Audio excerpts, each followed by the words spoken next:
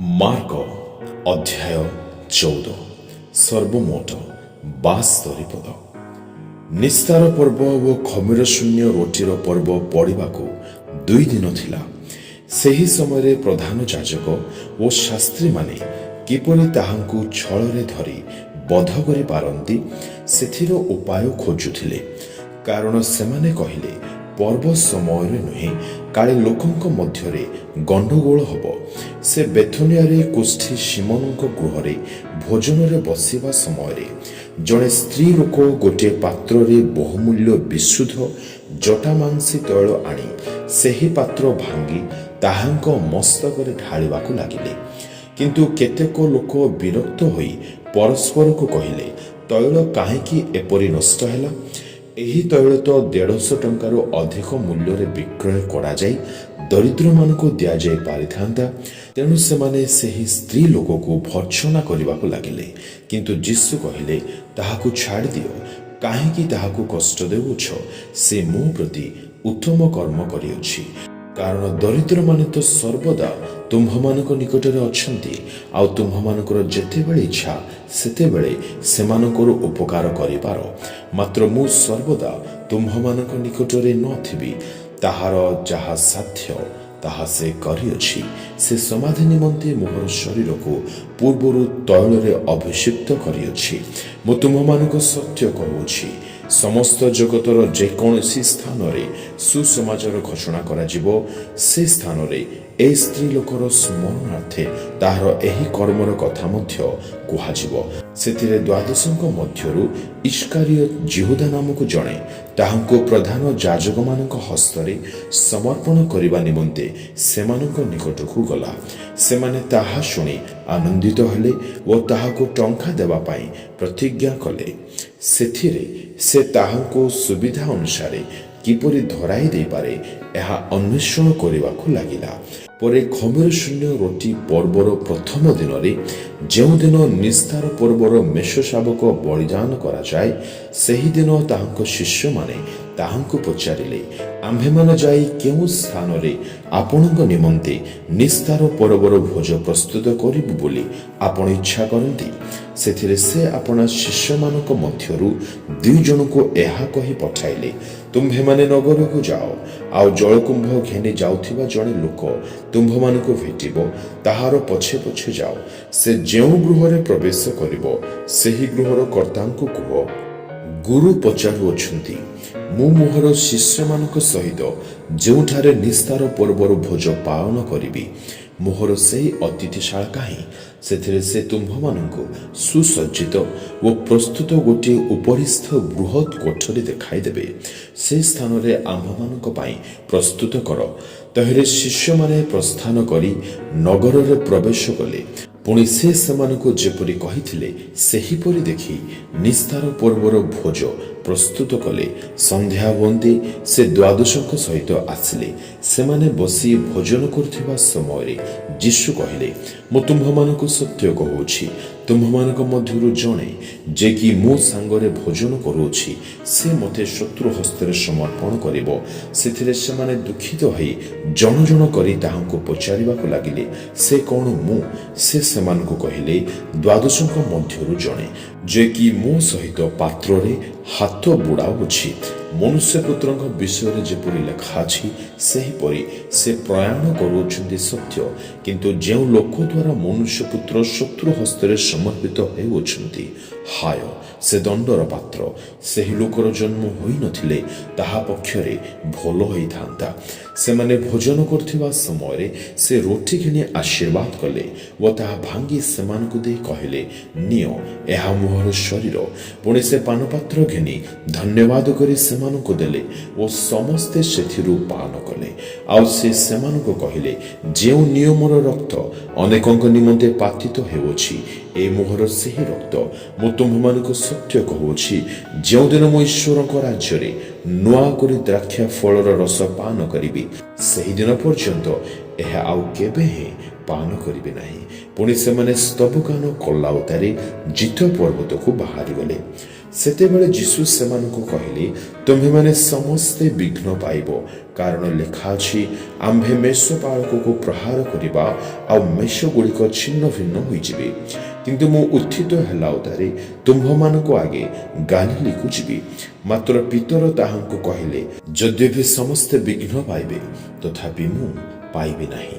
ଯୀଶୁ ତାଙ୍କୁ କହିଲେ, ମୁଁ ତୁମ୍ଭକୁ ସତ୍ୟ କହୁଅଛି, ଆଜି ଏହି ରାତିରେ କୁକୁଡ଼ା ଦ୍ୱିତୀୟ ଥର ଡାକିବା ପୂର୍ବରୁ ତୁମ୍ଭେ ମୋତେ 3 ଥର ଅସ୍ୱୀକାର କରିବ। କିନ୍ତୁ ସେ ଅତି ଦୃଢ଼ ରୂପେ କହିବାକୁ ଲାଗିଲେ, ଯଦି ମୋତେ ଆପଣଙ୍କ ସାଙ୍ଗରେ ମରିବାକୁ ହୁଏ, ତଥାପି ମୁଁ ଆପଣଙ୍କୁ କେବେ ହେଁ ଅସ୍ୱୀକାର କରିବି ନାହିଁ। ପୁଣି ସମସ୍ତେ ମଧ୍ୟ ସେହି ପ୍ରକାର କହିଲେ। ପରେ ସେମାନେ ଗେଥସିମନି ନାମକ ଗୋଟିଏ ସ୍ଥାନକୁ ଆସିଲେ। ଆଉ ସେ ଆପଣା ଶିଷ୍ୟମାନଙ୍କୁ କହିଲେ, ମୁଁ ପ୍ରାର୍ଥନା କରୁଥିବା ପର୍ଯ୍ୟନ୍ତ ତୁମ୍ଭେମାନେ ଏଠାରେ ବସିଥାଅ। ପୁଣି ସେ ପିତର, ଯାକୋବ ଓ ଯୋହନକୁ ସାଙ୍ଗରେ ଘେନି ଅତ୍ୟନ୍ତ ବିସ୍ମୟାନ୍ୱିତ ଓ ବ୍ୟଥିତ ହେବାକୁ ଲାଗିଲେ। ସେଥିରେ ସେ ସେମାନଙ୍କୁ କହିଲେ, ମୋହର ପ୍ରାଣ ମୃତ୍ୟୁ ଭୋଗ କରିବା ପରି ଅତ୍ୟନ୍ତ ଶୋକାକୁଳ ହେଉଅଛି। ତୁମ୍ଭେମାନେ ଏଠାରେ ରହି ଜାଗିଥାଅ। ପୁଣି ସେ ଅଳ୍ପ ଦୂର ଆଗକୁ ଯାଇ ଭୂମିରେ ପଡ଼ି ଯଦି ହୋଇପାରେ ସେହି ସମୟ ତାହାଙ୍କଠାରୁ ଯେପରି ଦୂର ହୁଏ, ଏଥି ନିମନ୍ତେ ପ୍ରାର୍ଥନା କରିବାକୁ ଲାଗିଲେ। ଆଉ ସେ କହିଲେ, ଆବ୍ବା ପିତର, ସମସ୍ତ ତୁମ୍ଭର ସାଧ୍ୟ, ଏହି ପାନପାତ୍ର ମୋ ଠାରୁ ଦୂର କର, ତଥାପି ମୋହର ଇଚ୍ଛା ନୁହେଁ, ମାତ୍ର ତୁମ୍ଭର ଇଚ୍ଛା। ପୁଣି ସେ ଆସି ସେମାନଙ୍କୁ ନିଦ୍ରିତ ଦେଖିଲେ ଓ ପିତରଙ୍କୁ କହିଲେ, ସିମୋନ, ତୁମେ କ'ଣ ଶୋଇପଡ଼ିଲ? ଦଣ୍ଡେ ହେଲେ ଜାଗି ପାରିଲ ନାହିଁ? ପରୀକ୍ଷାରେ ଯେପରି ନ ପଡ଼, ଏଥିପାଇଁ ଜାଗି ରହି ପ୍ରାର୍ଥନା କର। ଆତ୍ମା ଇଚ୍ଛୁକ ସତ୍ୟ, ମାତ୍ର ଶରୀର ଦୁର୍ବଳ। ସେ ପୁନର୍ବାର ଯାଇ ପୂର୍ବପରି କଥା କହି ପ୍ରାର୍ଥନା କଲେ। ପୁନଶ୍ଚ ସେ ଆସି ସେମାନଙ୍କୁ ନିଦ୍ରିତ ଦେଖିଲେ, କାରଣ ସେମାନଙ୍କ ଆଖି ମାଡ଼ି ପଡ଼ୁଥିଲା, ଆଉ ସେମାନେ ତାହାଙ୍କୁ କି ଉତ୍ତର ଦେବେ ତାହା ଜାଣିନଥିଲେ। ସେ ତୃତୀୟ ଥର ଆସି ସେମାନଙ୍କୁ କହିଲେ, ଅଳ୍ପ କ୍ଷଣ ଶୟନ କରି ବିଶ୍ରାମ କର, ଯଥେଷ୍ଟ ହେଲାଣି। ସେହି ସମୟ ଉପସ୍ଥିତ, ଦେଖ, ମନୁଷ୍ୟପୁତ୍ର ପାପୀମାନଙ୍କ ହସ୍ତରେ ସମର୍ପିତ ହେଉଅଛନ୍ତି। ଉଠ, ଆମ୍ଭେମାନେ ଯିବା। ଦେଖ, ଯେ ମୋତେ ଶତ୍ରୁ ହସ୍ତରେ ସମର୍ପଣ କରୁଅଛି, ସେ ନିକଟବର୍ତ୍ତୀ। ଆଉ ତତ୍କ୍ଷଣାତ୍ ସେ କଥା କହୁଥିବା ସମୟରେ ଦ୍ୱାଦଶଙ୍କ ମଧ୍ୟରୁ ଜିହୁଦା ନାମକ ଜଣେ ଏବଂ ତାହାଙ୍କ ସହିତ ପ୍ରଧାନ ଯାଜକ, ଶାସ୍ତ୍ରୀ ଓ ପ୍ରାଚୀନ ବର୍ଗଙ୍କ ଠାରୁ ଲୋକସମୂହ ଖଡ୍ଗ ଓ ଯଷ୍ଟି ଧରି ଆସିଲେ। ତାହାଙ୍କୁ ଶତ୍ରୁ ହସ୍ତରେ ସମର୍ପଣକାରୀ ସେମାନଙ୍କୁ ଏହି ସଂକେତ ଦେଇ କହିଥିଲା, ମୁଁ ଯାହାଙ୍କୁ ଚୁମ୍ବନ କରିବି ସେ ସେହି, ତାହାଙ୍କୁ ଧରି ସାବଧାନରେ ଘେନିଯିବ। ଏଣୁ ସେ ସେହି କ୍ଷଣି ତାହାଙ୍କ ପାଖକୁ ଯାଇ ହେ ଗୁରୁ ବୋଲି କହି ତାହାଙ୍କୁ ବହୁତ ଚୁମ୍ବନ କଲା। ସେଥିରେ ସେମାନେ ତାହାଙ୍କ ଉପରେ ହାତ ପକାଇ ତାହାଙ୍କୁ ଧରିଲେ। କିନ୍ତୁ ପାଖରେ ଠିଆ ହୋଇଥିବା ଲୋକମାନଙ୍କ ମଧ୍ୟରୁ ଜଣେ ଖଣ୍ଡା ବାହାର କଲେ ଏବଂ ମହାଯାଜକଙ୍କ ଦାସକୁ ଆଘାତ କରି ତାହାର କାନ କାଟି ପକାଇଲେ। ଯୀଶୁ ସେମାନଙ୍କୁ ଉତ୍ତର ଦେଲେ, ଡକାୟତ ବିରୁଦ୍ଧରେ ବାହାରି ଯିବା ପରି ଖଣ୍ଡା ଓ ଠେଙ୍ଗା ହେନି ତୁମ୍ଭେମାନେ କ'ଣ ମୋତେ ଧରିବାକୁ ଆସିଲ? ମୁଁ ପ୍ରତିଦିନ ତୁମ୍ଭମାନଙ୍କ ସହିତ ମନ୍ଦିରରେ ଥାଇ ଶିକ୍ଷା ଦେଉଥିଲି, କିନ୍ତୁ ତୁମ୍ଭେମାନେ ମୋତେ ଧରିଲ ନାହିଁ। ମାତ୍ର ଧର୍ମଶାସ୍ତ୍ରର ବାକ୍ୟ ସମୂହ ଯେପରି ସଫଳ ହୁଏ, ସେଥି ନିମନ୍ତେ ଏହି ସମସ୍ତ ଘଟୁଅଛି। ସେତେବେଳେ ସମସ୍ତେ ତାହାଙ୍କୁ ଛାଡ଼ି ପଳାଇଗଲେ। କିନ୍ତୁ ଜଣେ ଯୁବା ଫୁଙ୍ଗା ଦେହରେ ଖଣ୍ଡେ ସରୁ ଚାଦର ଘୋଡ଼ାଇ ହୋଇ ତାହାଙ୍କ ପଛେ ପଛେ ଯାଉଥିଲା। ସେମାନେ ତାହାକୁ ଧରିଲେ, ମାତ୍ର ସେ ସେହି ସରୁ ଚାଦର ଖଣ୍ଡିକ ଛାଡ଼ିଦେଇ ଫୁଙ୍ଗା ଦେହରେ ପଳାଇଗଲା। ପରେ ସେମାନେ ଯୀଶୁଙ୍କୁ ମହାଯାଜକଙ୍କ ନିକଟକୁ ଘେନିଗଲେ। ପୁଣି ପ୍ରଧାନ ଯାଜକ, ପ୍ରାଚୀନ ଓ ଶାସ୍ତ୍ରୀମାନେ ସମସ୍ତେ ଆସି ଏକତ୍ର ହେଲେ। ପିତର ଦୂରରେ ରହି ତାହାଙ୍କ ପଛେ ପଛେ ମହାଯାଜକଙ୍କ ପ୍ରାଙ୍ଗଣ ଭିତରକୁ ଗଲେ ଓ ପଦାତିକମାନଙ୍କ ସହିତ ବସି ନିଆଁ ପୁଆଉଥିଲେ। ଇତିମଧ୍ୟରେ ପ୍ରଧାନ ଯାଜକମାନେ ଓ ସମସ୍ତ ମହାସଭା ଯୀଶୁଙ୍କୁ ବଧ କରିବା ନିମନ୍ତେ ତାହାଙ୍କ ବିରୁଦ୍ଧରେ ସାକ୍ଷ୍ୟ ଅନ୍ୱେଷଣ କରିବାକୁ ଲାଗିଲେ, କିନ୍ତୁ ପାଇଲେ ନାହିଁ। କାରଣ ଅନେକେ ତାହାଙ୍କ ବିରୁଦ୍ଧରେ ମିଥ୍ୟା ସାକ୍ଷ୍ୟ ଦେଲେ ହେଁ ସେମାନଙ୍କର ସାକ୍ଷ୍ୟ ମିଶିଲା ନାହିଁ। ପରେ କେତେକ ଲୋକ ଉଠି ତାହାଙ୍କ ବିରୁଦ୍ଧରେ ମିଥ୍ୟା ସାକ୍ଷ୍ୟ ଦେଇ କହିବାକୁ ଲାଗିଲେ, ଆମ୍ଭେମାନେ ଏହାକୁ ଏହି କଥା କହିବା ଶୁଣିଅଛୁ, ମୁଁ ଏହି ହସ୍ତକୃତ ମନ୍ଦିରକୁ ଭାଙ୍ଗି 3 ଦିନ ମଧ୍ୟରେ ଆଉ ଗୋଟିଏ ଅହସ୍ତକୃତ ମନ୍ଦିର ନିର୍ମାଣ କରିବି। କିନ୍ତୁ ଏଥିରେ ମଧ୍ୟ ସେମାନଙ୍କର ସାକ୍ଷ୍ୟ ମିଶିଲା ନାହିଁ। ତହିଁରେ ମହାଯାଜକ ମଧ୍ୟସ୍ଥଳରେ ଠିଆ ହୋଇ ଯୀଶୁଙ୍କୁ ପଚାରିଲେ, ତୁମ୍ଭ ବିରୁଦ୍ଧରେ ଏମାନେ ଏଇ ଯେଉଁ ସାକ୍ଷ୍ୟ ଦେଉଛନ୍ତି, ସେଥିର କିଛି ଉତ୍ତର ଦେଉନାହ? କିନ୍ତୁ ସେ ମୌନ ହୋଇ ରହି କୌଣସି ଉତ୍ତର ଦେଲେ ନାହିଁ। ମହାଯାଜକ ପୁନର୍ବାର ତାହାଙ୍କୁ ପଚାରିଲେ, ତୁମ୍ଭେ କି ମଙ୍ଗଳମୟଙ୍କ ପୁତ୍ର ଖ୍ରୀଷ୍ଟ? ଯୀଶୁ କହିଲେ, ମୁଁ ସେହି।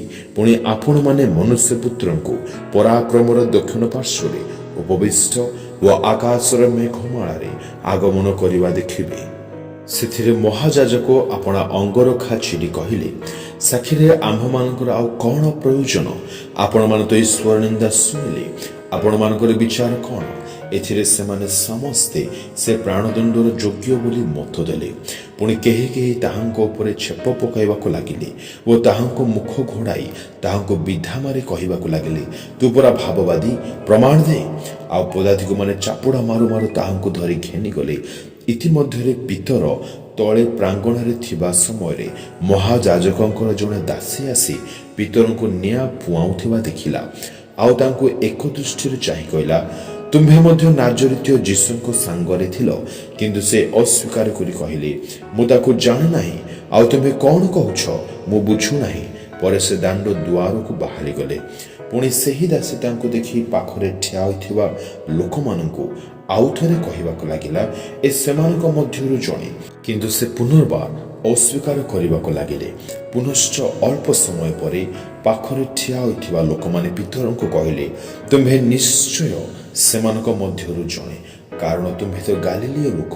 କିନ୍ତୁ ସେ ଅଭିଶାପ ଦେଇ ଓ ରାଣ ପକାଇ କହିବାକୁ ଲାଗିଲେ, ତୁମ୍ଭେମାନେ ଯେଉଁ ଲୋକର କଥା କହୁଛ ମୁଁ ତାକୁ ଜାଣେ ନାହିଁ। ସେହି କ୍ଷଣେ କୁକୁଡ଼ା ଦ୍ୱିତୀୟ ଥର ଡାକିଲା।